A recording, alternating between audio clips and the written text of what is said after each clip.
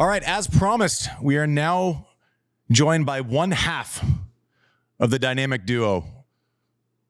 I say he can call himself a Grand Slam champion. I say it. He can do it. Bjorn Fratangelo, coach and husband for Madison Keys. Bjorn, welcome. Are you getting any sleep? Are you still living in the clouds? First of all, thank you for having me, Andy. I appreciate it. Happy to be here. But no, I haven't gotten much sleep since I've been home. So it's been a lot of awake time and a lot of time to digest what just happened in the last couple of weeks or the last 3 weeks.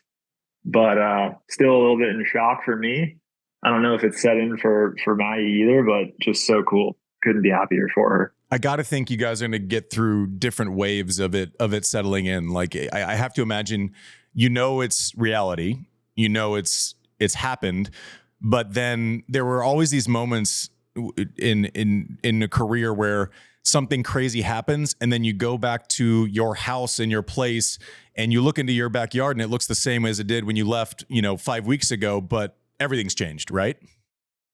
Yeah, I mean that's how it feels. I don't know about for you, but for me, I never thought that I would get near a slam trophy in any capacity. Maybe that was part of my problem as a player a little bit, but it was just surreal to be a part of that and to just see her do her thing and how well she did it through the whole tournament. It was so impressive. And yeah, I mean, I'm on cloud 9.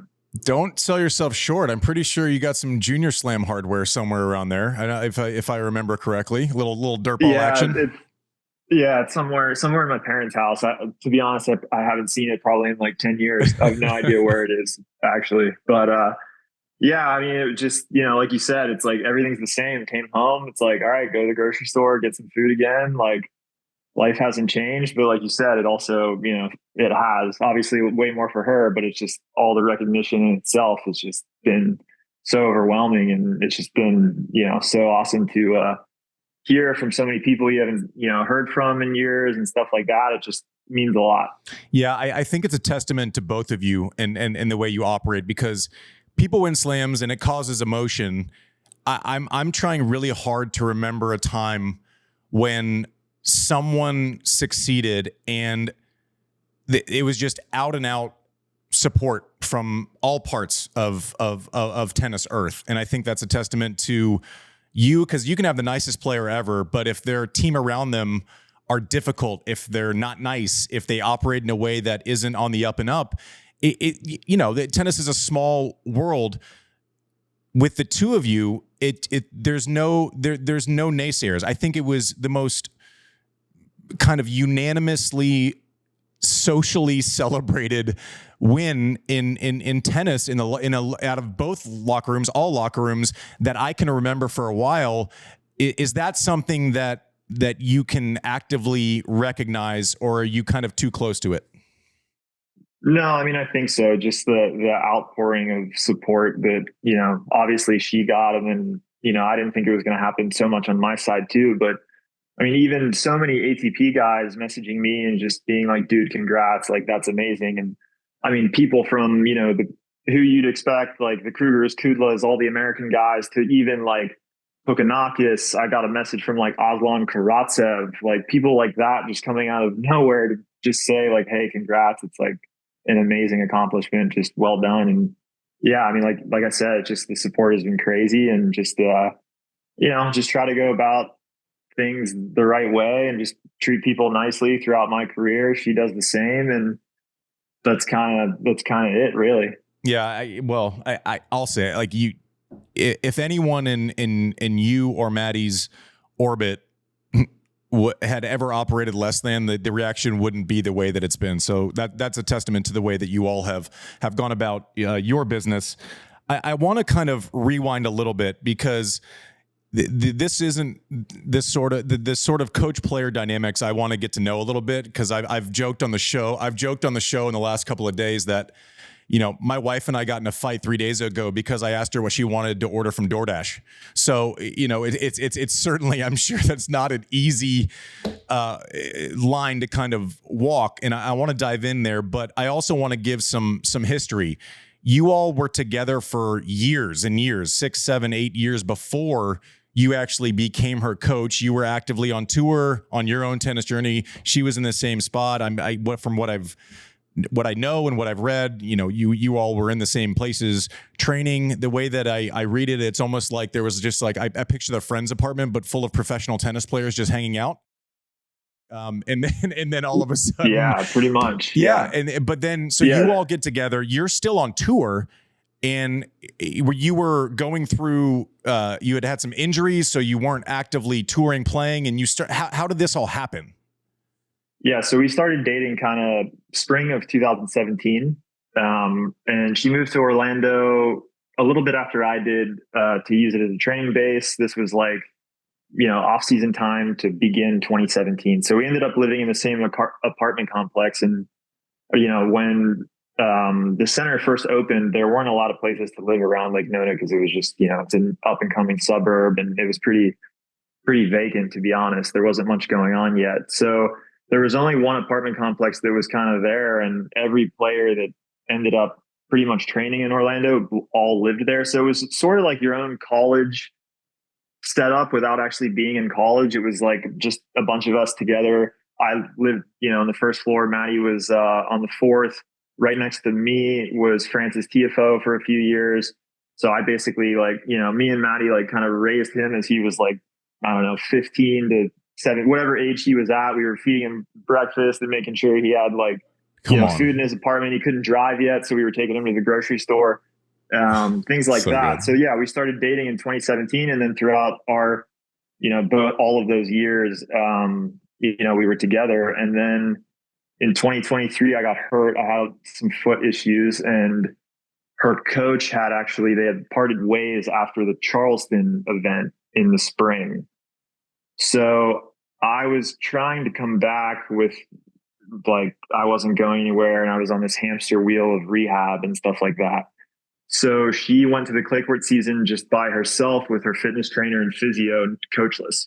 So she was just getting a little bit of help from Ola Malquist, who was the head of or director of coaching at that time for USTA, who used to be the head of women's tennis. So they have a great relationship. He was helping her out.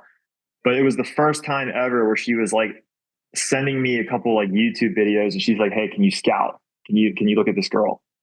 And I was like, "Okay, sure. I'll tell you what I think." So I watch, go through it all.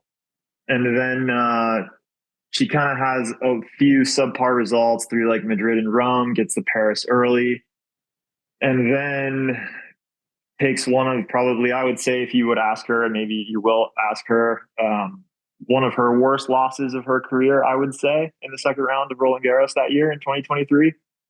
And then came home and was pretty down in the dumps, and was just kind of I don't know what to do. It's middle of the year. How am I going to find a coach right now? And I was like, well, I'll hit with you and kind of help you out. It'll give me some reps to see how I'm feeling. And then, you only have a couple of weeks before she was heading back over for Eastbourne and Wimbledon. And I was like, so, if you need some help, just ask me. So was this, sorry to interrupt, Barry. Was this if you need help, you just need someone to work out with, or is this this is kind of just in passing, we've had practices together in the past where she's had her coach, I've had mine, and we'll just do drills and practice, but it's just very much like that. This was a little more hey, if I see something, I'll kind of say what's going on, but also I'm not going to overstep. You do your thing and just let me know if you want me to look out for something. So it's kind of turned from that to her being okay, if I'm doing something wrong, you need to tell me.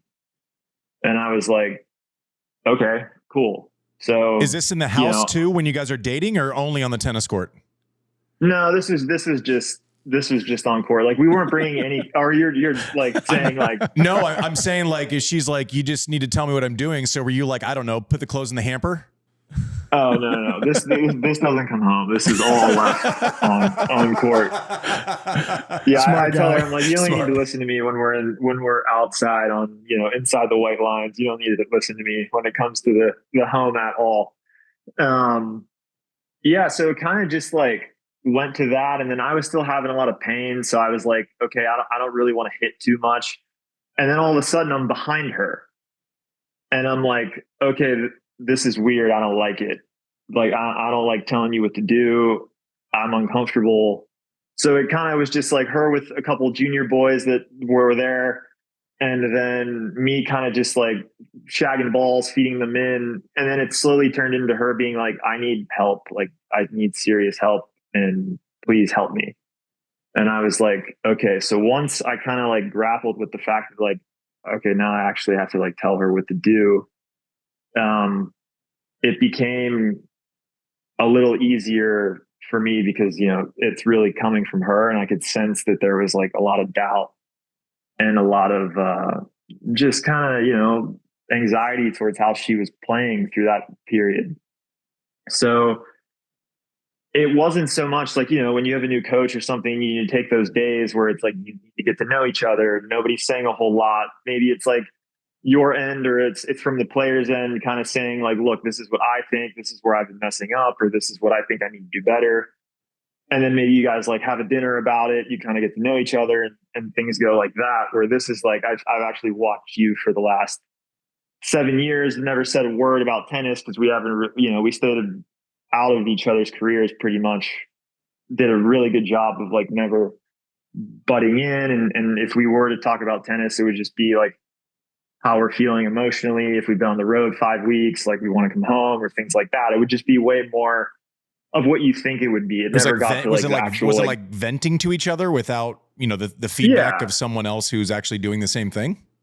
Right. It's like just, you know, a lot more of just you're in a hotel room by yourself on the 6th week. Maybe you took 3 losses. You're like, yeah, shit, man, I need to get my shit together. And yeah. So, and then it slowly turned into like X's and O's, you know, like kind of conversations where I had a lot of ideas and a lot of suggestions where I thought you like I could help her because it's hard, right? Like she has 3 weeks before she's leaving again. You're changing surfaces, you're going to grass, and like the last thing I want to do is mess anything up. I've also never coached anyone in my life. Well, and it's someone who's established. It's not as if you're working with a junior and suggesting things to someone who's 300 in the world, right? I mean, she's 20 in the world. She's been in the finals of slams, yeah. Right. So I was like, okay. So she kind of talks me through how she's feeling, and you know, the thing I kind of grasped was like, and it's more on the girl side. You see it a lot where it's like they don't compete so much practicing. And I could sense that when like she would go into events, you know, just from sharing hotel rooms at slams or the masters and stuff like that, like she would get a lot of anxiety once the tournaments would start rolling. And I felt like, why? Because you're going to make the 3rd round and you're going to kill these girls up into a certain point anyways. Like, why are you so stressed? Like, I get the first round jitters. You want to get through. But it was a little bit more than what I thought it should be, because then she would go on the court and be like 6'3", 6'2", you know, like playing fine. And I'd be like, you know, in my head, I'm like, did you need all that stress prior to a match that you've come on? Like, you knew you were going to win. Like, there was no way in your mind you thought you were going to lose. But I kind of gathered after a while that it had more to do with like, she didn't know where her level was because she didn't play a lot of practice sets. She didn't play a lot of games. It was a lot of drilling. It was a lot of, you know, like, look, I don't want to like, I'm never going to talk down about anybody she's worked with in the past. I think she's been with some exceptional coaches, but a lot of the time I would look over if we were ever practicing at the same time and I'd be on a water break, she'd be hitting. Sometimes you'd see it's a lot of like feel good stuff, you know? And it's like, there'd be a time where it's like, okay, when are you going to really like hit the stressors? And that's kind of where I started. And I started with literally her. And at that time, it was this 14-year-old boy. His name is, he's probably like 16 now, but Marcel Laptak. He's from Chicago, grew up with like JJ Wolf's coach, hugs the baseline, sick backhand, really good. So we used him for like an entire week, and every day was the same. It was like middle, cross, cross, 5 out of 7 baseline games to 11. And you know how long those could take if they go deep. That's physical. Yeah. So she hated it. Like Marcel was not wanting to lose. She's grinding, he's grinding, sometimes rackets were getting tossed around. Like, but I was like, look, you just gotta, like, this is what it is. Like, you haven't played a lot of tennis because, you've taken some losses, and then you're about to go back into competing. Like, I'm not going to drill you to death, but I think you need to, like, play. So, slowly but surely, it was just kind of like you get in the reps, and, when you take the serve out of it and you're just playing baseline games, like you said, it's super physical. I'm starting to pick her brain about, like, shot selection, the head scratchers that she sometimes pulls, the backhand line from outside the alley, things like that. So then it's like, as we're going through this whole process of me just watching her play, then it goes into a lot of conversations. It's like, okay, well, how do you see yourself? Or, like, how do you like to set up points? And, what do you think? Obviously, we know, like, your biggest asset is your power that you bring, but, like, do you feel like you need to hit the heavy ball every single time you strike the ball? And she's like, well, I think so, but, like, kind of like, I don't know. And I was like, I felt like she treats people that, like, are 80 in the world the same way she'd treat, like, Sabalenka. And where it's like, you can kind of bring the lines in a little bit against the girl who's 80 because she's just not going to be able to keep up with your ball speed. So it got her thinking just kind of, like, in a different way of, I got her to pull back a little bit initially, but you could still see, like, there was just a hesitation from her to, like, stay in rallies longer, things like that. But you could see her brain, like, actively working, and I felt like, okay, this could be really good or this could be really bad, because, like, a girl like her plays on instinct so much. The last thing I want to do is, like, put things in her head and she's going to get to Eastbourne and be like, I don't know what's happening. Bjorn ruined me. Like, maybe this was a big mistake. And I'm like, yeah, it could be. I also told her 8 million times, I'm like, I've never coached anybody. This is my first go of it. So, like, I also maybe don't know what I'm talking about. I think I do, but also, like, maybe not. So we get to Eastbourne, and I wasn't going to go. And it was actually my coach at the time, who I know you know very well, Eric Nunez, who was like, you should go. Like, you should go with her. You're not playing. Like, go support her, be with her, and, like, try to help her out. So it was like 3 days before she was supposed to leave, and I was like, okay, I'll come. So we go, and I tell her physio, it's like her first round's about to start, and I'm like, I have no idea how this is gonna go. I got to be honest with you, like, it could go one of two ways. And the first two matches were scrappy, and she gets through them, and she ends up taking the title and wins Eastbourne. And then quarters Wimbledon, and I'm like, holy shit, like, this is working. And then we come home, has a couple of results in the summer. Like, maybe I think she made quarters at DC, and then she got a little bit hurt. So I think she withdrew from Cincinnati, or played a match but lost first round, and then makes the semi run in New York. And, she's staring 6-0, 5-3, 50 minutes in against Arena. And I was like, oh my God, she's about to make her second Grand Slam final. And then, obviously the match flips the other way. But still, like, for me, it was like, every day that I was with her on court, it was like, it's like a new relationship. It's like, the more you're getting to know someone. And then when I decided, I'm like, okay, I'm not moving any milestones anymore. Like, I'm slow. I pretty much suck now. Like, I'm never going to hit another career high. I'm like, so I call it quits. And everybody was like, in her team was basically like, will you coach her? And I was like, like, I just don't think I should. Like, it's just opening up a whole new can of worms. This is like, after the US Open? Yeah, this is like after her year was over, because she goes to Asia and I didn't go. Yeah, but you can't stop. You're lying to us now, because you got to know that's what you're going to do if you've had success doing it. Yeah, it was just like, I didn't even, it's like, did I really do anything? Like, she's also so good that it's like, she could have just made these results. Yeah, I get that. I get that. Yeah.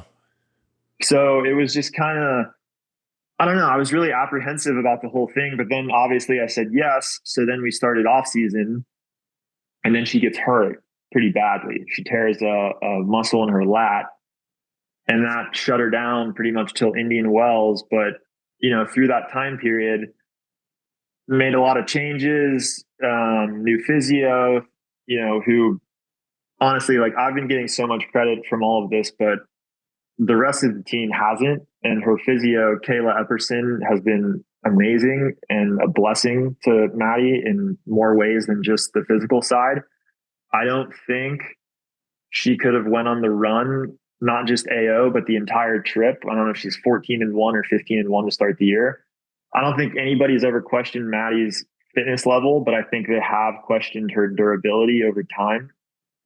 And I think Kayla has been huge in that department of just cleaning up all the niggles and stuff that she's had going on with the shoulder and the hip and the hamstring and things like that over time, to where she was able to play that entire swing. So she's been huge. And then her fitness trainer as well, Richard Langford, who works for USTA, has been a blessing as well. And those two are so collaborative together, that really they don't deserve, they're not getting enough credit, and they deserve a lot more. So that's been huge. So a lot of changes happened during that period of time when she got hurt. And then, yeah, I just, I don't know. I feel like I'm just talking. You can, I'm certainly not gonna interrupt you when when you're giving us gold. I try not to make a habit of negotiating against myself there, Bjorn. no. So yeah, that's just kind of how it went. And then, yeah, I think a couple of the things that so I do want to talk about, as someone who's gone through very tough results very publicly. I want to know how you balance. Let's go back and rewind to the Sabalenka match, because I think that moment specifically, maybe coupled with, she didn't perform the way she wanted to in the 17 US Open final, combined with she looked great at Wimbledon and then got hurt last year. It's like we knew that we know that it's there, and you just want it to come out. But the balancing act for you with, listen, I lose a big final. I'm kind of, different people in my orbit are getting different parts of my stress, right? My coach is getting a certain amount of stress and a certain amount of what if and a certain amount of will this ever happen. And then Brooklyn's getting like my personal emotional baggage and my sadness and all of these things. You're getting it all. Like, talk about that moment, because we share a close mutual friend, Jared Hiltzik, and I kind of am always curious about players and how they deal. And I know that was a very hard time for Maddie. I think it probably had, some scar tissue that maybe existed until 5 days ago, even, so walk us through kind of specifically in the post Sabalenka match and all of the emotions that come with that. And you're having to take it on all sides of that emotional spectrum. yeah, I mean, it was devastating. Like, there's no two ways about it. A lot of tears, and I kind of feel helpless because I just, obviously I just want her to feel better first and foremost, like as my wife to be, or now wife, but at that time. And then the coaching side, it's just like, that's where it's hardest for me, is to like balance that, when to be what. And initially, like straight away after a loss, like I feel like I have it dialed in at all moments, aside from like just post loss, because I'm a person who likes to talk about matches straight away. I've had coaches that like to talk about matches straight away. I like to get it out, and then it's just like, it's over, She's a little more, let it sink, let me kind of like deal with it, and then we can talk about it. So I always have to kind of like grapple with, when to talk about it, when to not, or just kind of let her fume, and then, we can discuss it later. But look, I mean, I think, like you said, that match, and coupled with the US Open final, I feel like Madison, the person, as long as I've known her, and I've known her a long, long time, hasn't changed at all. But I've seen the Madison Keys, the tennis player, kind of, there's been like three versions of her. The one that when we started dating, around that time when she made the slam final, had like just a tremendous amount of swag. Like she would walk through a gym or the courts and just like, you just thought like, oh, there's Madison, like she owns the place. And then it was like, as she got older, like I felt like she just had this confidence that was just like always there. And then I felt like, maybe 2018, 19, 20, there was the version of her that was a little more like way more disciplined, a lot more like tennis was a lot more job like, where I feel like before it was just like, I'm this good. Like it's just, I'm going to do it. And that's how it's going to be. And then there's been the version of her that's been the last couple of years where I feel like it's what people are talking about. And it's like, is it ever going to happen? There's some more self doubt. And that's been the part where I'm like, you can still do this.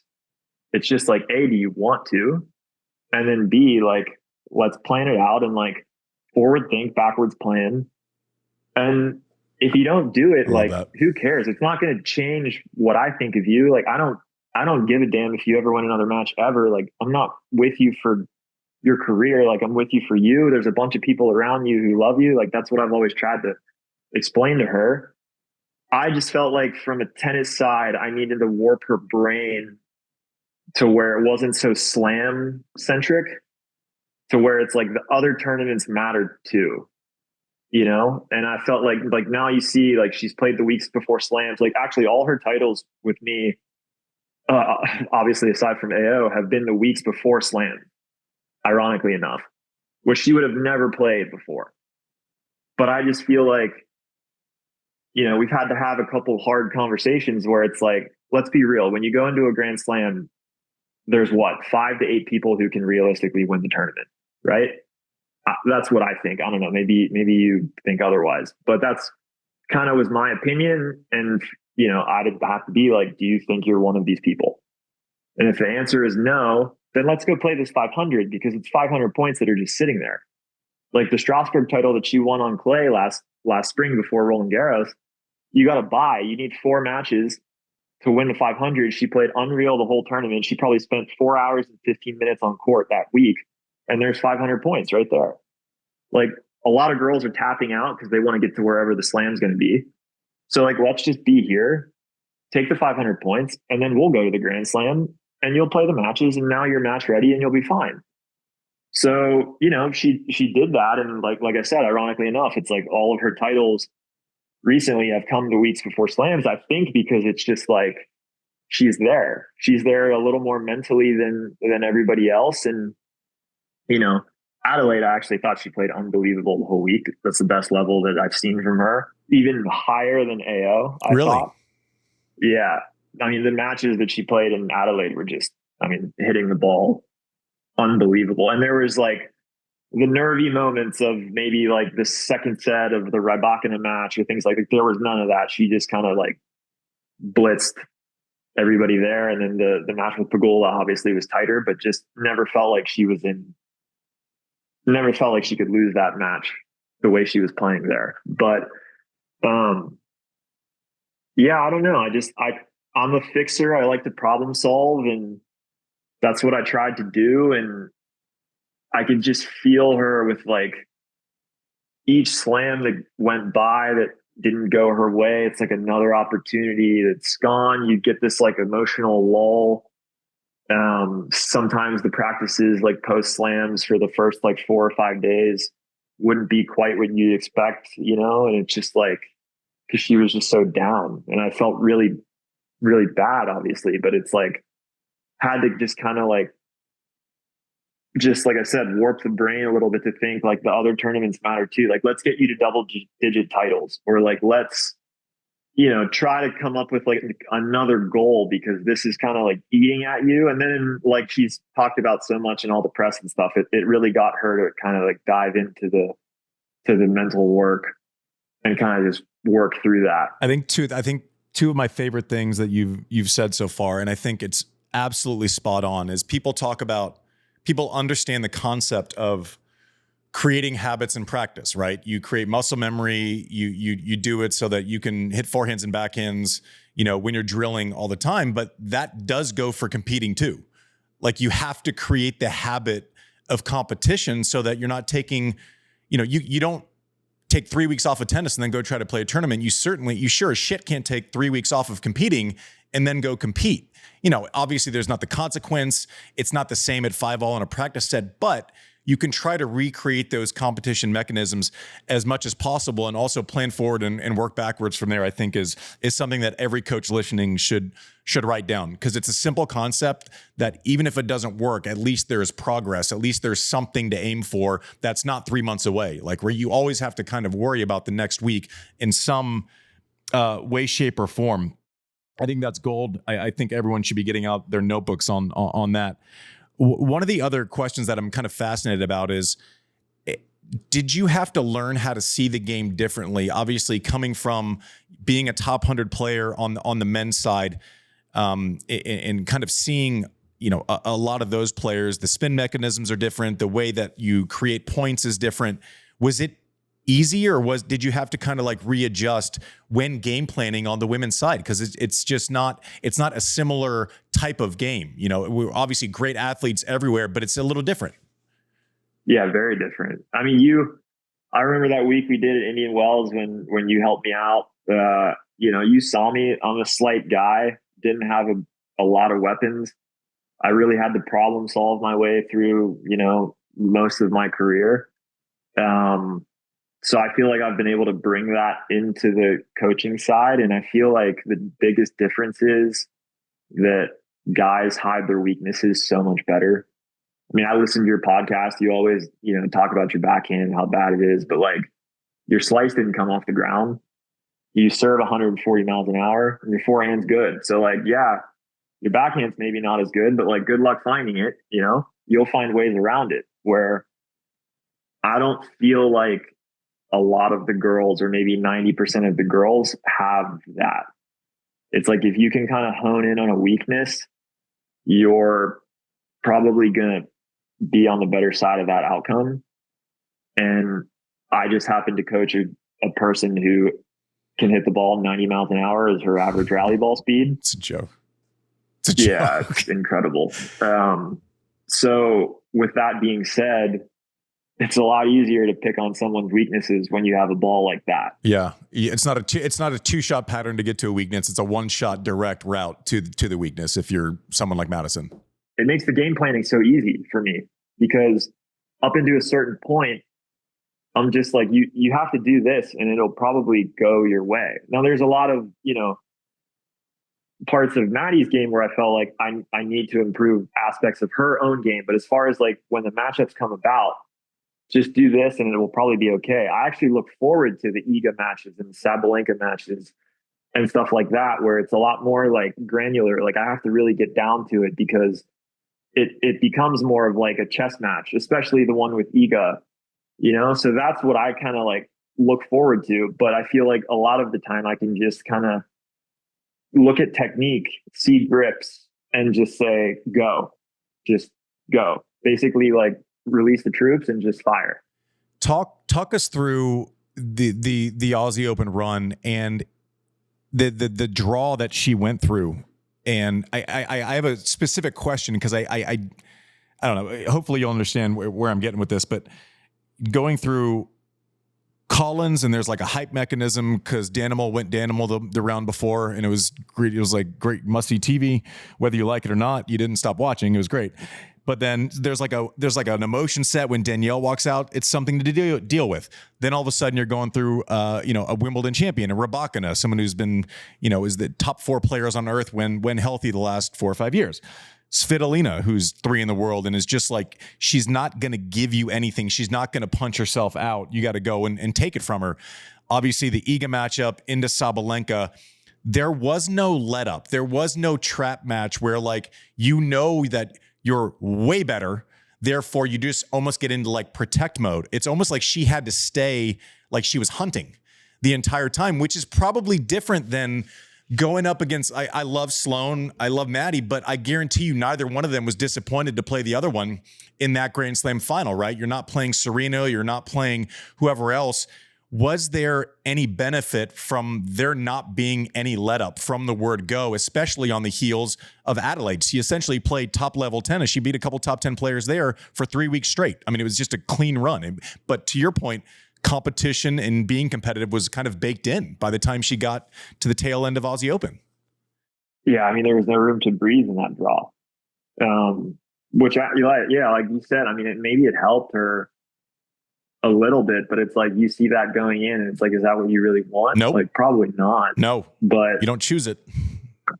Yeah, I still think, like, I mean, even starting with the Rybakina match, I mean, to me, she is so good. Like, I mean, if she could, I don't know, get healthy, play a full schedule, whatever's going on, if that can all be put behind her, like, to me, she's in contention for number one. She's just so pure ball striker. Serve is incredible. I don't think her net game gets enough love. Like, I think she actually has pretty sound volleys when she's up there. But yeah, I don't know. Maddie just played her way through it, and it's funny because we never actually brought it up. Like, oh my God, your draw or this and that. It was just like each match was each match, and I think I was able to really manage the days off well. Talk about that. Talk about exactly, like, our listeners don't know what that is. I know what you're saying when you say manage days off, but talk specifically about, you play a match. It's a case by case basis based on how long it was, how mentally taxing the ego win is before she goes into Sabalenka. Talk about managing those days off, but be specific about it. So I'm a believer in, if you lose a match the next round, it's not because you didn't do your 45-minute hit the day before. Yes. So when you have the amount of matches that she had under her belt, I'm like, why are we hitting? So we hit one day. I think it was the day after. Maybe it was the day after the Rybakina one. We went indoors at the NTC there. For the entire tournament, you only practiced one off day. Yeah. Yeah. So, like, she beats Jessie in the finals of Adelaide. We fly there Saturday night. We don't hit Sunday.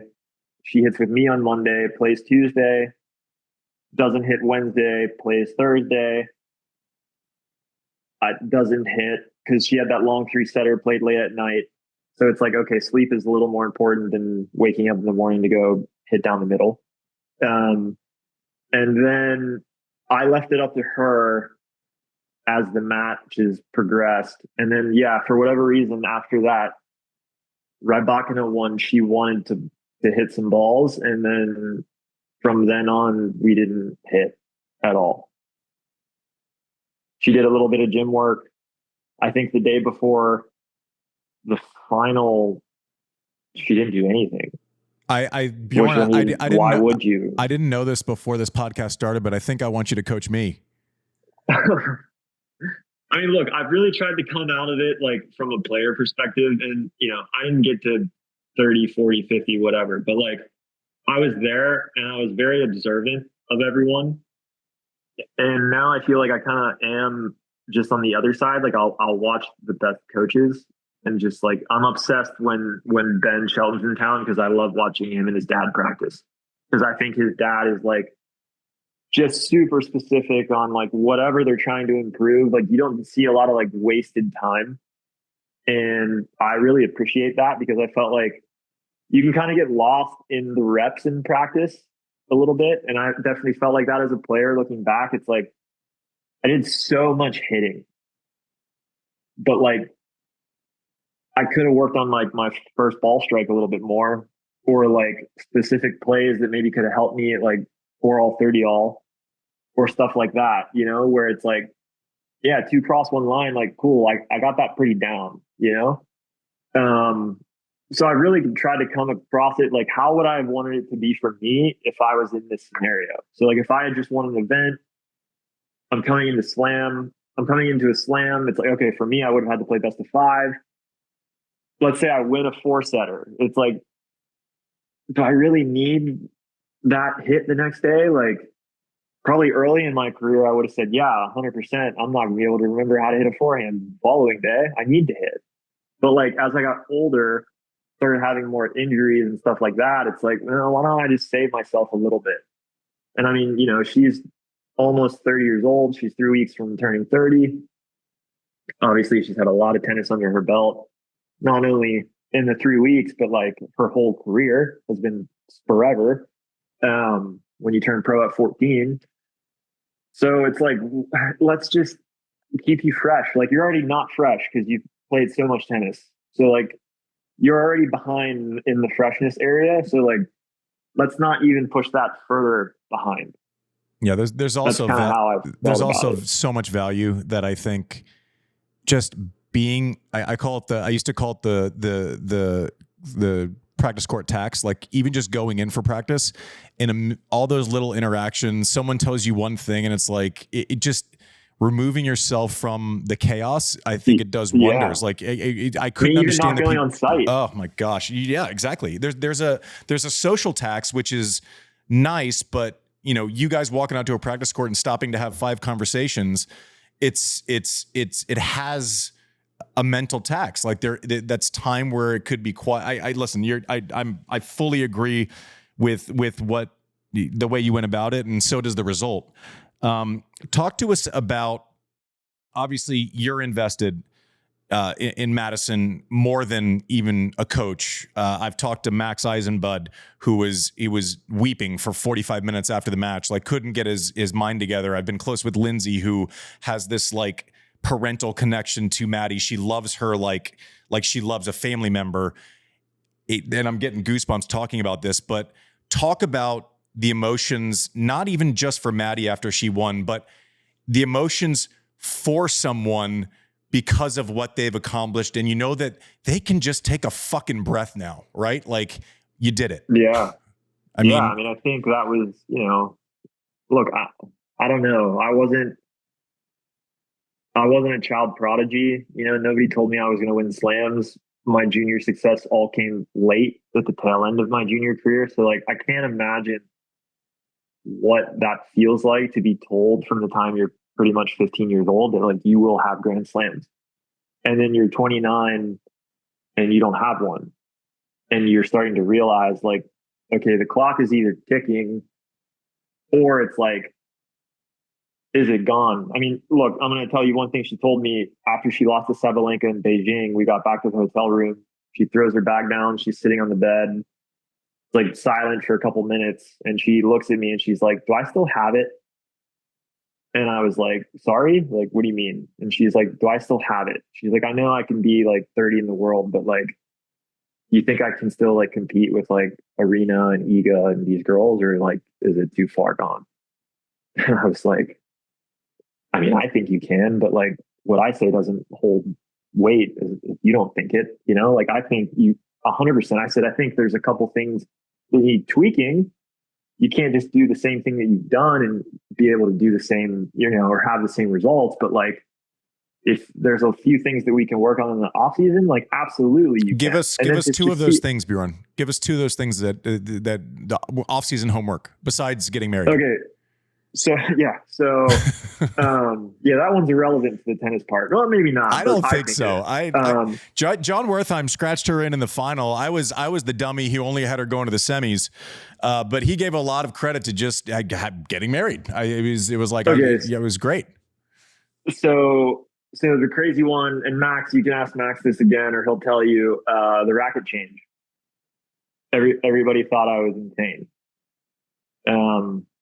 Plays the whole career with a certain frame, and I'm just like, rip the Band-Aid off, and I only got that. I tried to do it a little bit the previous year because I just felt like with the times are changing, tennis is changing. Like she played with a very demanding racket, super tight, small. Demanding meaning it's like using like a 2-iron, right, as opposed to like a hybrid in golf, right? Like okay. It gives you nothing for free. Like you have to be on it. You can't breathe. Like I can't make a ball past the service line if I were to hit with her racket. So, she ended up using the same frame opened up this string pattern. I think you guys talked about it, or Tennis Channel talked We about it talked like about it last last year. spring. Yeah. Yeah, went to all poly, whatever. So it was a little bit better. But sometimes I would just watch, and like even when I would hit with her, I mean, I have the benefit of hitting her ball and feeling like, okay, that one has weight. Why doesn't this one? Is it because of what I gave her? Is it just her? Like, and it was too, the power was there, but it was too much like fluctuation. And then there was a practice that she was having in Beijing with Marta Kostyuk. And I'm standing there watching them just hit down the middle. Like they're like 7 minutes into the hit. And Maddie is actually on the back foot. And Marta is kind of like ahead, like just ahead hitting down the middle. And I'm like, huh.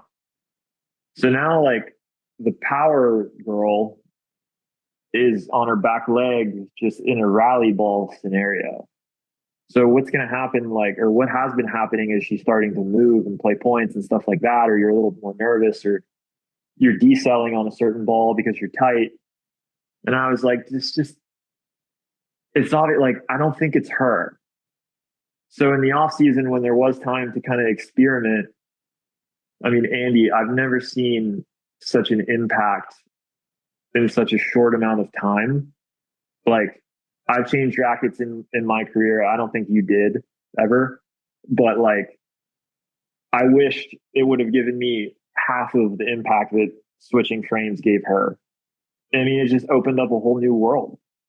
And then it became like, I was actually texting with one of my good friends, Bradley Klon. It was like middle of December, and he's like, "How's it going?"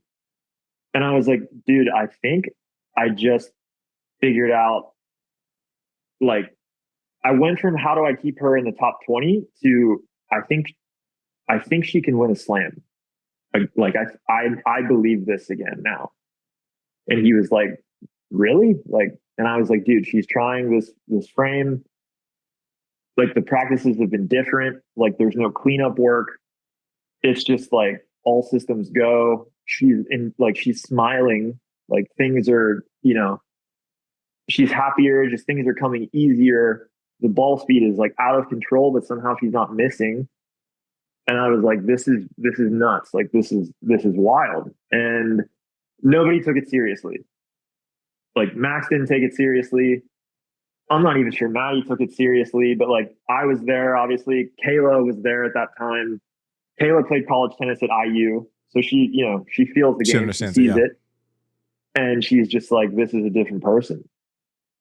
But when you play with something your entire career, now you're 30 years old and you're going to change. It's like, what are you like? You get to a certain point where different is automatically bad.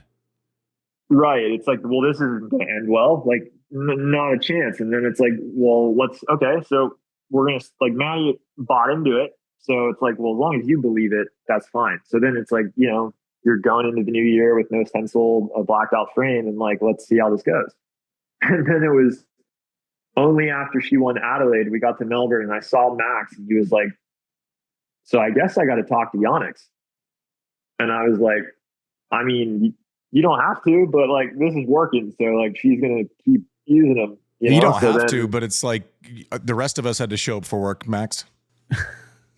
Yeah. So he just didn't buy it. He's like, I don't like racket changes. It never works. Like people always go back.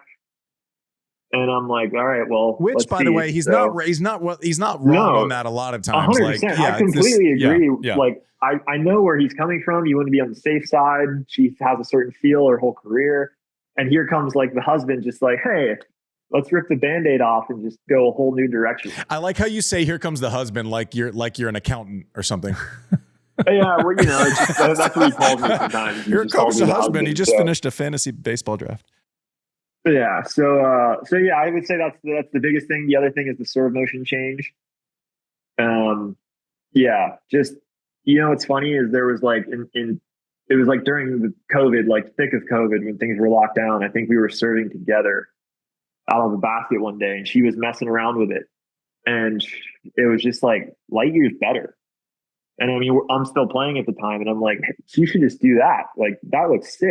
Like that was unreal. And she's like, hits two more, it's good. And she's just like, no, like no, I can't change my The serve. percentage, Like, the no. percentages are way off, and her variance and misses. Like when she would, it would, you know, the old motion was obviously she's always been a very good server, but the misses seemed like they would get a little squirrely, and the variance and misses seemed like it shrunk by like 70%. Like if she missed, she was on her spot and missed it by like within 6 inches, and not like she didn't have like the 3 or 4 foot like kind of one that kind of shocks the system if you're hitting it, you know. Yeah, and it really improved like through the off season, because we actually did this after US Open last summer. Because I was like, look, like the way tennis is structured now, there's no off season. Like, let's be real, you know, there's not. So I was like, it's your choice if you want to go into the China swing and be a little bit uncomfortable, or if you want to go to the Australia swing and be a little bit uncomfortable. I was like, I know what I would choose, but it's up to you ultimately. And she was like, okay, let's do it. And then Kayla as well, you know, wanted to take some pressure off of her hip and the shoulder, and just look, platform is fine, but like her stance was too wide. Like the base was too wide, and it just immediately cleaned everything up. Tried to lower the ball toss a little bit. I actually had some help from Matt Clower with that, because the only thing I know how to say is lower the ball toss, and she's like, I can't, and I'm like, I got nothing for you, so we should find some other help. So Matt's like, you know, had all these drills to quicken up the arm and kind of go from there. And I'm like, oh, these are all cool. Like it was pretty easy for me to do technical changes, where for her, it's not. So like, I didn't know how to word it, or like, I didn't know serving drills aside from the few that I've done in my career. But like, I went platform to sliding the feet a couple different times, you know, but it was a kind of an easy switch. You're also kind of glossing over a big thing in coaching, is when ego takes over and you kind of don't learn the ability to say, I don't know, and I'm going to actually go source another opinion. Yeah. But like bullshit, Bjorn, give yourself some credit, because 95% of coaches, they want credit and they want it to be their own idea. So credit to you for just having the end goal in mind and sourcing people who might know something better or have even just a different idea. Yeah, well, I appreciate that. But yeah, I just like, yeah, so he really helped at that last little bit of just, you know, getting out, lowering the ball toss. And then I think that actually like increased the speed and the MPHs a little bit for whatever reason. I would say those are the two biggest changes. And then, but yeah, like as to your question, which I got totally off topic, like, yeah, Lindsay and Max were like over the moon. I mean, like you said, it's a mother figure. Max, I think, signed her at 13 years old or 14 years old. I mean, there's no person that wanted this for her probably more than those two. And just now that she has it, yeah, I mean, it's incredible. I'm sure, you know, I haven't really talked to Max that much. I've sent one text to Lindsay, but I'm sure they've spoken a lot more. And yeah, I mean, how cool is that now, you know? Yeah, I called Lindsay afterwards and left a message, and then I finally talked to her 2-3 days ago, and she picked up the phone and she was weeping. I was like, it's been like 4 days, Lindsay. Jesus, get your act together, Davenport. No, but that's the one thing I do, and then I'll let you go, because we've taken up too much of your time, and this has been like I've learned 12 things throughout this conversation. So I appreciate your time, and I'm sure all you want to do is just like not talk to people. But I did the thing that annoys me. I was texting with our friend Jared, and you know, I was like, hey, what do you think? What's next? Like, how do you schedule? And I did the thing where it's like, I didn't let a great moment breathe. And then I called tennis. Yeah. I was like, God, what I'm being that asshole who won't let anyone enjoy. I'm like, is it going to be, you know, do you play less? Do you play more? Do you know, how's it going to be mentally? Is it like weight off your shoulder? Or is it like fatigue is gone? I don't know. I didn't know the answers, but then I was like, one, I'm being an asshole. And two, stop it. 3, you kind of have to deal with all that though. Like you're the one who has to actually think about what's next, even if Madison's not ready to talk about it yet, right? Like how does it manifest the next time she's on court, right? You only play that first match post being a Grand Slam champion one time. And so now again, you're in this place where you're wearing a couple hats where all you want to do is settle and you be married. You guys have only been married for like 10 seconds. be married and then do this whole whirlwind, but also in the back of your mind, you kind of have to be forward thinking as your coach. That's your job. Yeah. I mean, I think like, look, my goal for her was not to win a slam. I just wanted to help her tennis and obviously help her, as well. But I feel like there's a lot of room for growth in terms of just her game. Like, I think what you saw, I'm assuming you watched the match in its All of entirety. them. Yep. Okay. So what Sabalenka did to Maddie in the second set She was mixing is it what up. I would love to see Crazy. Maddie do. Yeah.